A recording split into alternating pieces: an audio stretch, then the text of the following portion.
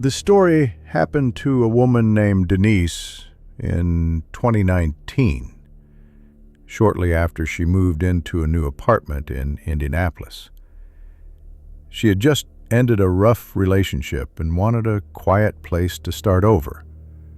The complex was older but well kept, and most tenants were elderly or kept to themselves. Her unit was on the second floor.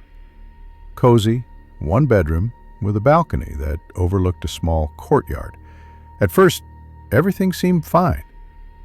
But a few nights in, she began noticing something strange.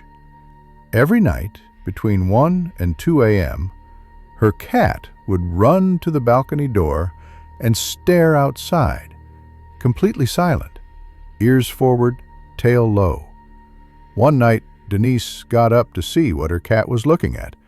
She turned on the balcony light and nearly dropped the glass of water in her hand.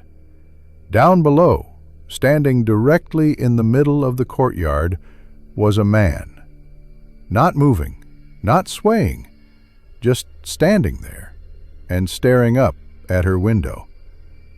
His posture was perfectly straight. His face was tilted slightly to the side, and he was smiling. Denise stepped back quickly and turned off the light. When she looked again, he was gone. She tried to brush it off. Maybe it was a late-night smoker. Maybe she imagined the smile. But it happened again, 2 nights later, same time, same spot, same smile. This time, she called the police. They searched the courtyard. No one was there, but that wasn't the worst part. The officer asked if she had a neighbor named Thomas Gray.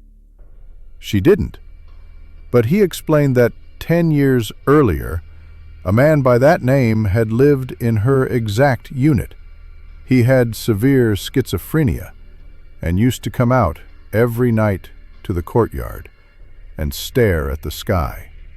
When he was off his meds, he'd smile for hours, without blinking. One night, he suffered a psychotic break. He jumped from the 3rd-floor balcony and died instantly. That unit had been vacant ever since, until Denise moved in. The officer ended the conversation with a nervous smile and said, "You know, you're not the first tenant to see him." Denise broke her lease the next morning.